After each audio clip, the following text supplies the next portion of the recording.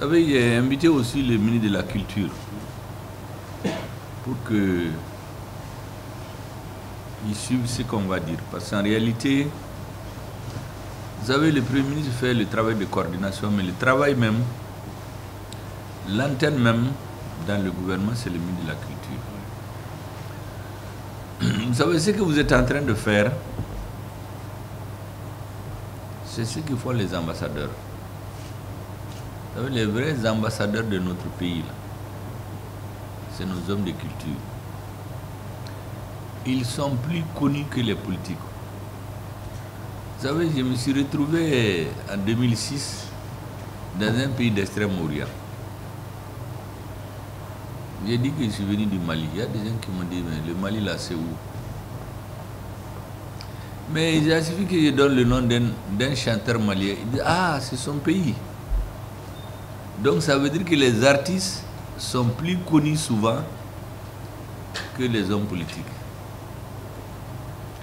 La deuxième chose, vous savez, dans la vie d'une nation, même quand il y a la guerre, on dit qu'on peut tout perdre.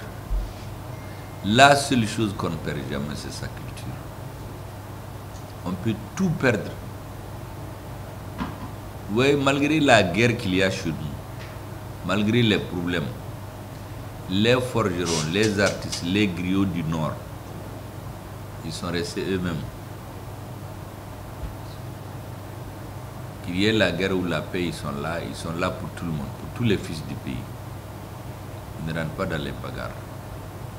Quand on va s'entendre, on revient, ils continuent leur travail, ils travaillent pour tout le pays. Moi, je comprends très bien ce que vous faites pour notre pays. Parce que malgré la crise politique qu'il y a là, sécuritaire, moi je regarde le rôle de chaque communauté au Mali. Certains disent d'ailleurs un moment, parce que moi j'écris beaucoup contre ce qui se faisait, il y en a qui ont dit oui, il est contre les Touaregs, il est contre les Tamashek. J'ai dit mais ils n'ont rien compris. Les Arabes. Moi je suis un métis. Si ce n'est pas moi, dans ma famille, tout le monde parle le Tamashek et le Sonreo. Même ma maman. Mon arrière-grand-père, quand vous le voyez, c'est comme un arabe. C'est moi qui suis comme un nègre là, je ressemble à mon père. Ma mère, même quand on la voit, elle est toute claire, elle est comme vos femmes là. Il y a une vieille pelle là qui dit qu'elle n'est pas d'accord, que moi je ne suis pas Maïga, que je suis un Diallo. J'ai dit, moi je n'ai pas de problème. J'ai grandi, tous les problèmes du Nord, je les connais très bien. Quand, juin 2024, je vais vous raconter cette petite histoire. Quand la décision a été prise que je vais être Premier ministre, un jour j'ai eu un message du président, il m'a dit de monter le voir. Je n'étais pas nommé encore. Je suis monté vers 20h. Il m'a dit que c'est tous les mouvements armés du Nord, tous les mouvements qui sont dans l'accord, qui veulent le voir. Lui souhaite parler à les dirigeants devant moi. Il a appelé les principaux dirigeants, ils sont venus dans son bureau. Il leur a dit que dans quelques jours, c'est celui-là qui va être Premier ministre. Je n'étais pas nommé encore, je pense que c'était un vendredi ou un samedi. Il leur a dit, vous savez, désormais c'est votre interlocuteur, il vaut mieux parler avec lui. J'ai pris la parole, j'ai dit deux choses là-bas. Je lui ai dit, mes frères du Nord là, tout ce qu'ils disent et ce qu'ils font et ce qu'ils vivent là, moi je l'ai vécu. Je connais tout. Les difficultés du Nord, les injustices qui frappent les gens, les manques, je connais tout ça.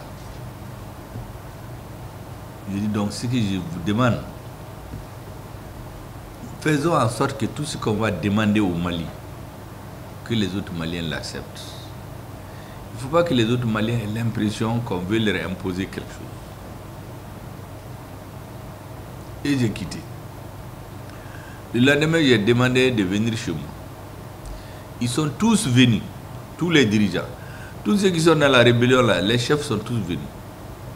On a fait près de 4 heures de temps. Je leur ai dit que la rébellion dont on parle là, ce qui l'anime là, j'ai fait l'école à la même période que beaucoup d'entre eux.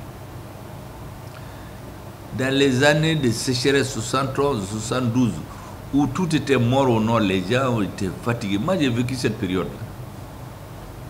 Vous savez qu'en ce moment, il y avait un pont aérien. C'était comme le pays était en guerre.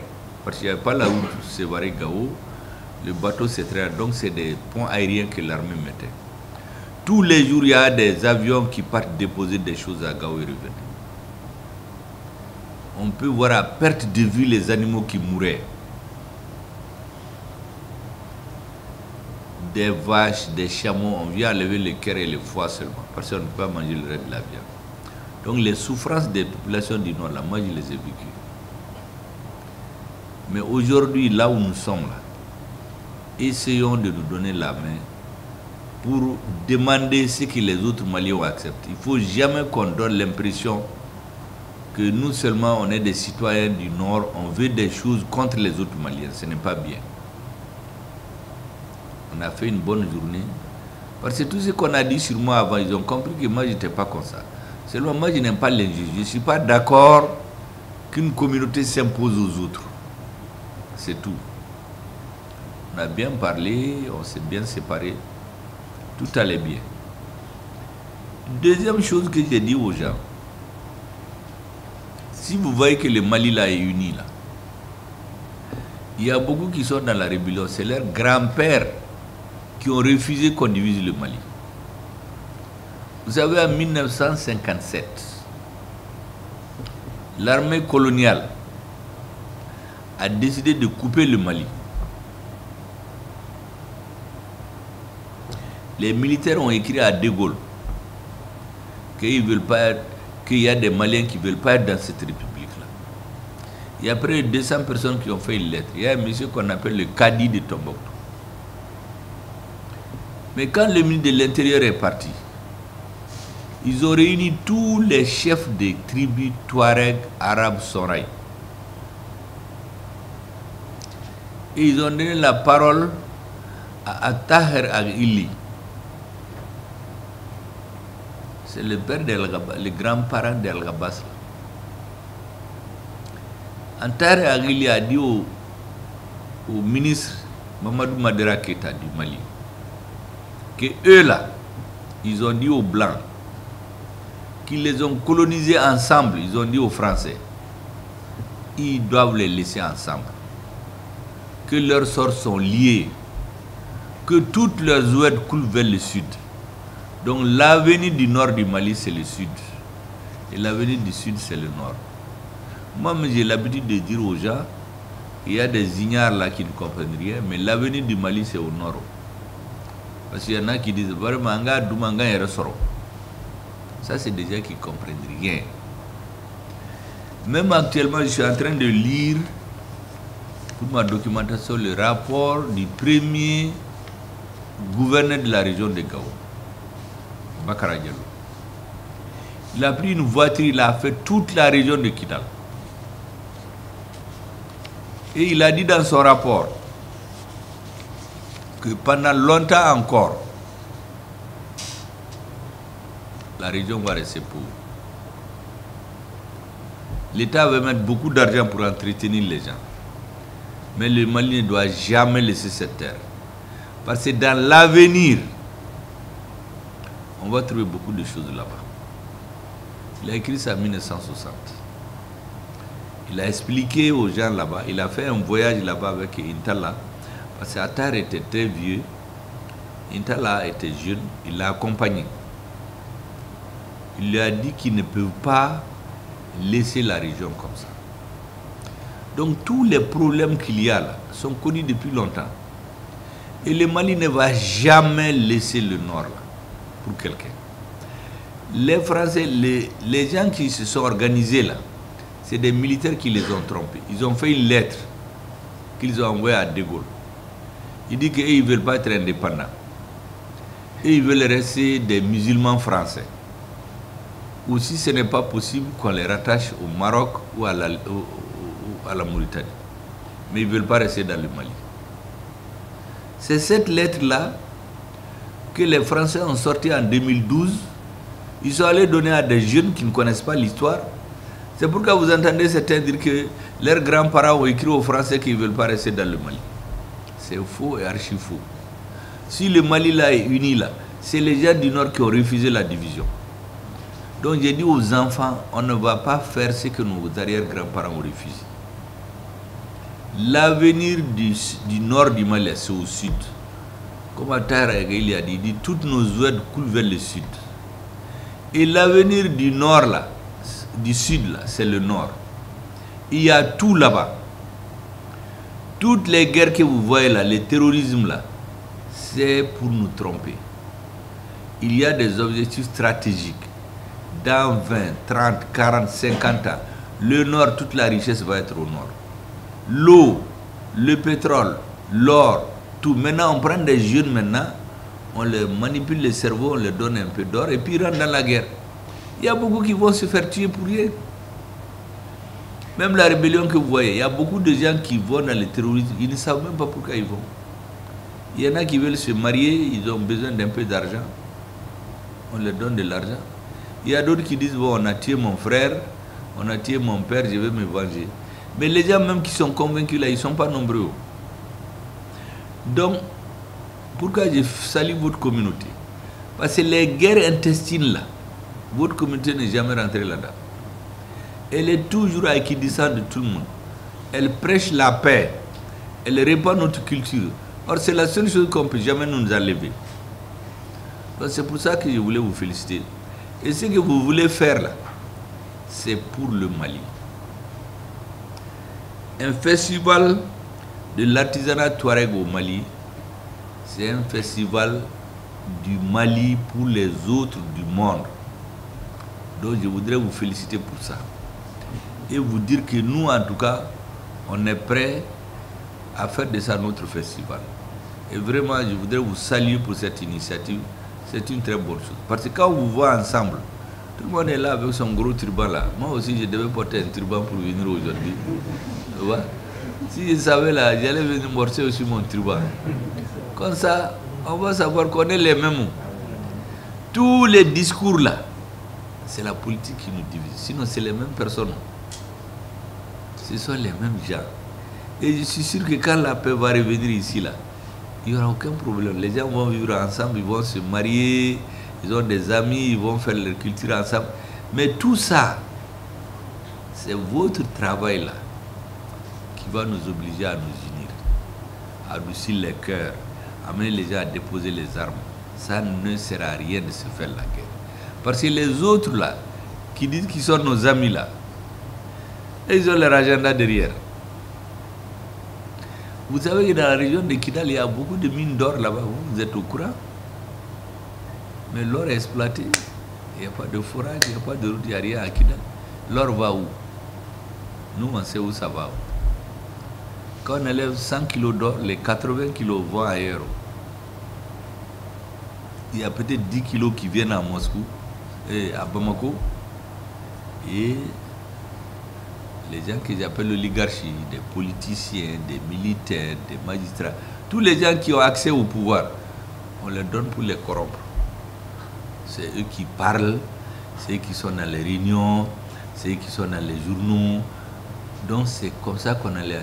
Mais les populations même n'ont rien. Vous partez dans la région de Kidal et Tombouctou. Dans les budgets d'État, il y a des milliards pour entretenir les routes. La route n'existe même pas. Il y a des milliards pour faire des forages. Les gens se partagent l'argent dans la banlieue de Bamako. Il n'y a rien. Mais moi j'ai vu ça. À Gao, la mine d'Entas, à la mine d'or, il y a des gens qui ont perdu 100 millions par mois pour eux seulement. Ils sont des dirigeants politiques qui parlent. On les tend la radio, sur RFI, sur France 24, et ils trompent la population. Celui qui est là, il est parti. Le Nord, Menakaka, les gens l'ont occupé. Il y a un qui m'a dit que depuis 2016, on leur a dit de ne pas se tuer pour rien. Parce que les Français ne vont jamais quitter Menaka. Parce que ce qu'il y a dans le sous-sol de Menaka, c'est plus que ce qu'il y a dans certains pays du Moyen-Orient. Donc on va l'exploiter dans 20-30 ans. Tous ceux qui parlent là, ils vont mourir. Il y aura des nouveaux jeunes qui ne comprennent rien. C'est avec qu'on va travailler. Donc on va diviser la population et on exploite tout, on amène là-bas. Il dit que depuis 2016, si tu es au pouvoir, on te dit, bon, on va t'aider, tu vas faire ton mandat, tu vas avoir de l'argent, toi et ta famille. Après, tu t'envoies un autre vient. Donc, comme ça, au bout de 15, 20, 30 ans, tous ceux qui comprennent là, ils vont mourir. Donc, il y aura des nouveaux et en ce moment, on prend le pays. Donc, tout le reste là, c'était du pipeau. Vous imaginez sur le territoire malien, il y a des lieux où l'armée malienne ne peut pas aller. Quand ils veulent aller là, on leur dit non, non, non, ça c'est la zone d'entraînement nocturne de Takuba. Vous ne pouvez pas aller là-bas. Mais c'est les étrangers, en fait, la zone qu'on appelle les 3 frontières. C'est là-bas qu'on entraîne les terroristes, on les prépare, on leur donne des armes, ils vont tuer les gens. Quand on a eu les preuves de tout ça là, c'est pourquoi on va les exposer aux Nations Unies. Mais ils ont refusé. Parce que si on avait montré ça, si jamais les Africains voient ça, tout le monde va se révolter. Parce que toute cette histoire de terroristes là, c'est des histoires. C'est pourquoi j'ai dit, tous les Touaregs ne sont pas terroristes. Tous les terroristes ne sont pas Touaregs. Tous les Arabes ne sont pas terroristes. Tous les Arabes ne sont pas... Tous les terroristes ne sont pas Arabes. Tous les Peuls ne sont pas terroristes. Tous les terroristes ne sont pas Peuls. D'ailleurs, au sud du Mali, j'ai l'habitude de le dire, les premiers mouvements terroristes, leur chef c'était un Keïta. Mais ça veut dire que les Keïtas sont terroristes? Non.